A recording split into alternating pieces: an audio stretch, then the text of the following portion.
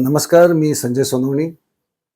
मला आपणाशी आज बोलताना आनंद अशासाठी होतोय, की महाराष्ट्रामध्ये अनेक थोर महापुरुष होऊन गेलेले आहेत. छत्रपती शिवाजी महाराज तर सर्व महाराष्ट्राचं आराध्य आहे, असं आपण मानतो.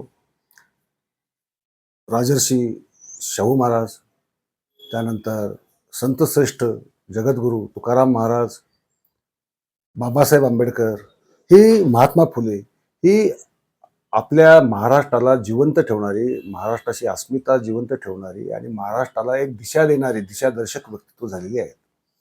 यांच्या जीवनावर नाट्यरूपाने फारसं काम झालेलं मात्र दुर्दैवी नव्हतं. शिवाजी महाराजांचा एखादा अपवाद आपण सोडला, तर बाबासाहेब आंबेडकर असतील, राजर्षी शाहू महाराज असतील किंवा महात्मा फुले असतील, यांच्यावर नाटकं फार कमी लिहिली गेलेली आहेत. परंतु परंतु महत्त्वाची गोष्ट अशी की संगमनेर इथले माझे आणि घनश्याम पाटील यांचे जवळचे मित्र डॉक्टर सोमनाथ मुटकुळे यांनी राजर्षी आणि इतर नाटके असं चार नाटकं लिहिली आणि त्या 4 नाटकांचं एकत्र पुस्तक चपराक प्रकाशनने आपल्या प्रकाशन संस्थेतर्फे प्रकाशित करून एक मोठं साहित्य क्षेत्रातलं, नाटक क्षेत्रातलं आणि महाराष्ट्राच्याच एकंदरीत विचारधारांचा जो एक गलबला आहे, त्याच्यामध्ये एक विशिष्ट दिशा देणारं तत्वज्ञान डॉक्टर सोमनाथ मुटकुळे यांनी या नाटकाच्या माध्यमातून मांडलेलं आहे. या नाटकांची वैशिष्ट्य अशी आहे की काही फ्लॅशबॅक तंत्राने जातात, काही घटनात्मक पद्धतीने पुढे जातात, कुठे चर्चात्मक पद्धतीने जातात. पण याचा मुख्य गाभा काय आहे की समाज, त्याची जडणघडण आणि त्याला कोणती दिशा मिळाली पाहिजे, त्याला कोणत्या दिशेने नेलं पाहिजे, हे त्यातनं दाखवलं जातं. आता या सोमनाथ मुटकुळे यांनी महात्मा फुले आणि सावित्रीबाई फुले यांच्यावर सुद्धा एक प्रदीर्घ नाटक लिहिलेलं आहे आणि त्याचा एकपात्री प्रयोग, द्विपात्री प्रयोग हा गेले 10 वर्ष महाराष्ट्रभर होतो आहे आणि तो लोकांना खूप आवडतो आहे. पुण्यातही आता 4 जूनला भरतनाट्य मंदिरमध्ये त्याचा प्रयोग होणार आहे. लोक त्याचा आनंद घेणारच आहेत. त्याच वेळेस हे नाटकं ही जी आहेत ती सोबत घेणं, बरोबर घेणं हे अशासाठी महत्त्वाचं आहे, की आपल्याला छत्रपती शिवाजी महाराज काही घटनांमधूनच फक्त माहिती असतात. बाबासाहेबही आपल्याला फार थोड्याशा घटनांमधून माहिती असतात. महात्मा फुलेही आपल्याला फार निवडक घटना त्यांच्या जीवनातल्या त्याच्यावरूनच आपल्याला माहिती असतात.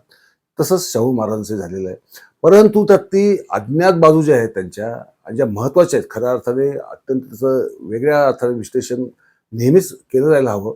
त्या अज्ञात बाजू मात्र डॉक्टर सोमनाथ मुटकुळे यांनी अत्यंत व्यवस्थित पकडलेले आहेत आणि ही नाटक सादर केलेलं आहे. हे प्रयोगशीलताच आहे, याचे प्रयोगही झाले पाहिजेत. त्याच वेळेस हे पुस्तक आपल्या संग्रहात असलं पाहिजे, वाचनात असलं पाहिजे. अशा दृष्टीने या पुस्तकाचं महत्त्व फार मोठं आहे आणि याचं कारण दुसरं गोष्ट सांगतो. सहसा नाटकांची पुस्तकं काढायला सहसा प्रकाशक तयार नसतात.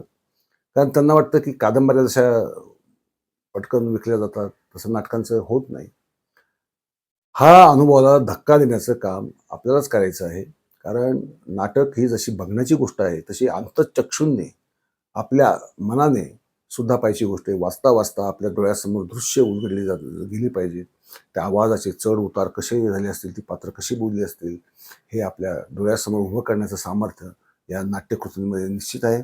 महापुरुषांची आपल्याला एक बाजू माहिती असते. त्यांचं जीवन कसं घडलं, काय घडलं, ते पुन्हा अनुकरणात आपण आणण्यासाठी काय करू शकतो, याबद्दल मात्र काही केलं जात नाही. त्यांना आपण देव्हाऱ्यात बसवतो, त्यांची पूजा करतो, जयंती, जन्मतिथी, पुण्यतिथी साजरी करतो आणि अगदी डीजेवर अक्षरशः नृत्य करतो. परंतु त्याच्याऐवजी त्यांचे विचार आज अंमलात आणून भविष्याकडे कसं जायचं हे पाहणं, हे खरं महापुरुषांना अपेक्षित होतं आणि ते अपेक्षित असताना आपण त्याच्याकडे लक्ष देत नाही, हे सुद्धा या नाटकांमध्ये अत्यंत प्रकर्षाने मांडण्यात आलेलं आहे. त्यामुळे ते आपण वाचावं. राजर्षी व इतर नाटके. प्रकाशक चपराक प्रकाशन. धन्यवाद मित्र.